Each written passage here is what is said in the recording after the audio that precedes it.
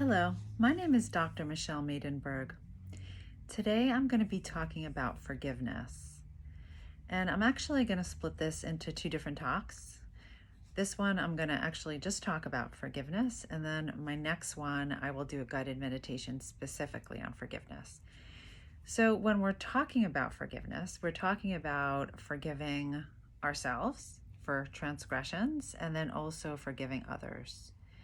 So usually when we either feel hurt or we feel like we hurt others, there's several layers to that because there tends to be a lot of judgment and blame and shame and resentment that gets built over time.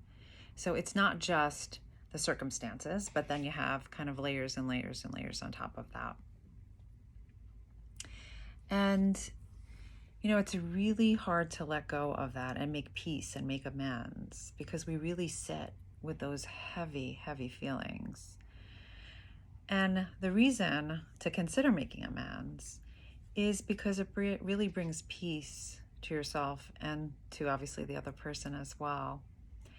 And, it's as if you're offering that gift to a friend of yours, to think about it that way.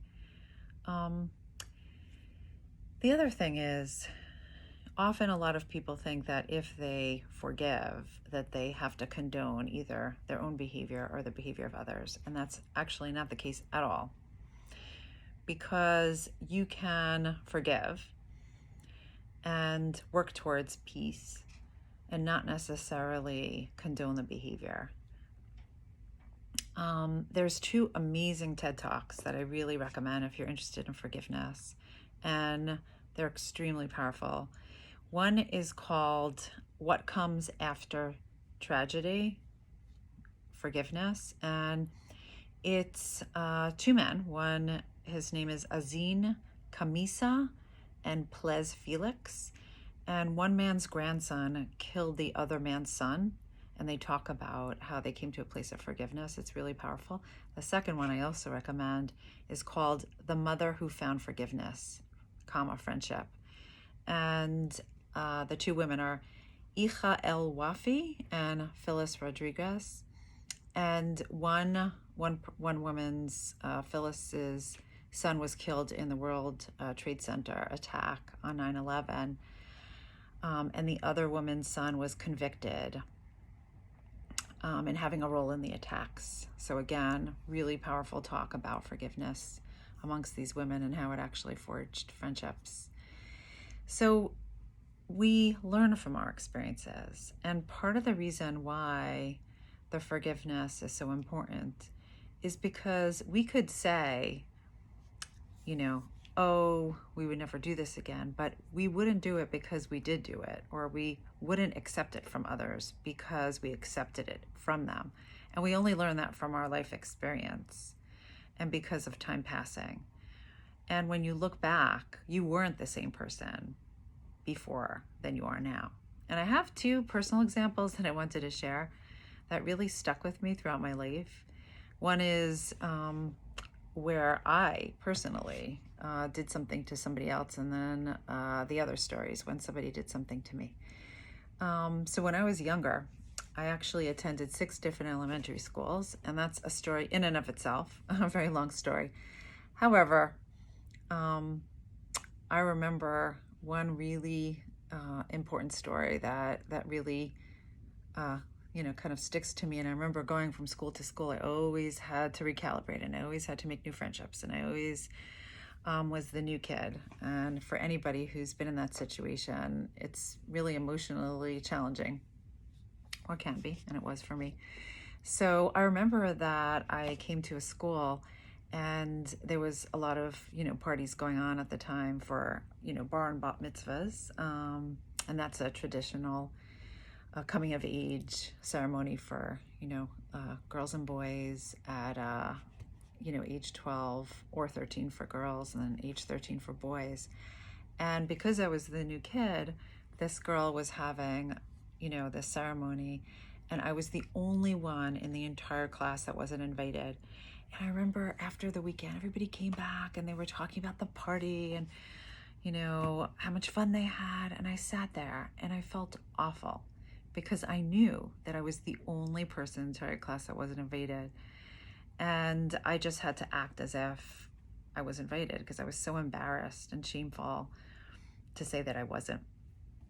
And I felt so slighted and I felt so sad that just because she didn't know me and just because I was new that I wasn't, invited. And I remember sitting with those feelings. And I'll never forget, but towards the, middle part of the year, once she really got to know me, this person, I still remember her name too. When she got to know me, she came over to me and she apologized. And she said, I just want you to know I am so sincerely apologetic for not inviting you to my party. She said, I realize that you must have heard about it, and I know people were talking about it. And it really stuck with me, and it makes me feel so terrible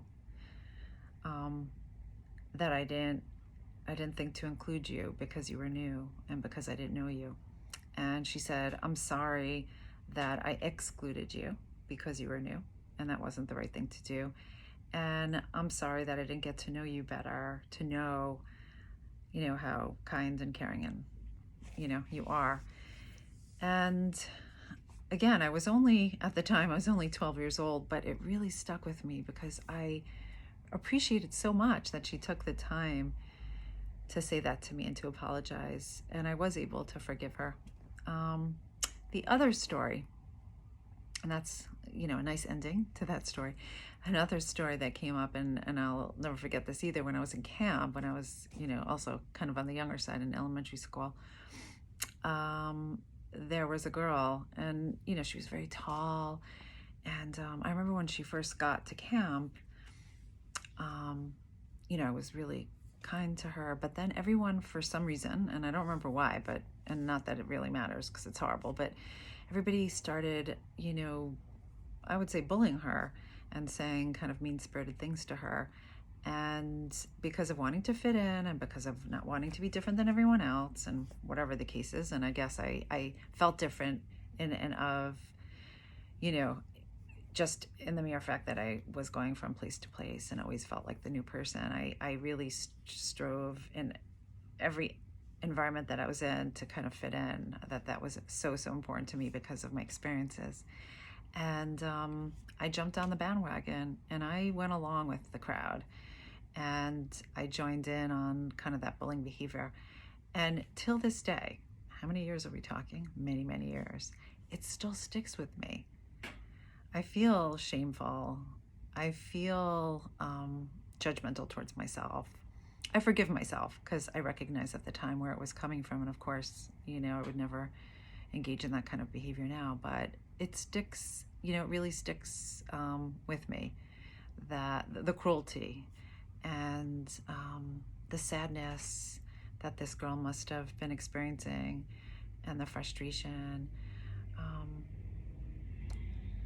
because I knew that feeling. So I could relate to it.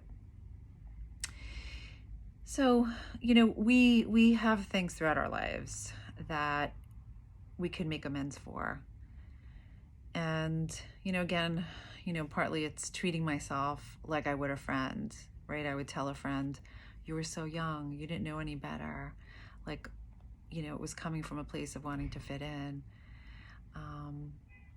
Like, think about as an adult and who you are now, and everything you do in your life is dedicated towards the service of others.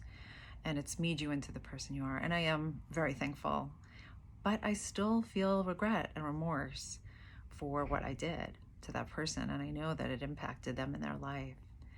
So the next time I'm going to do a guided meditation, a really, meaningful one on forgiveness. Thank you so much, and I hope your families are safe and healthy.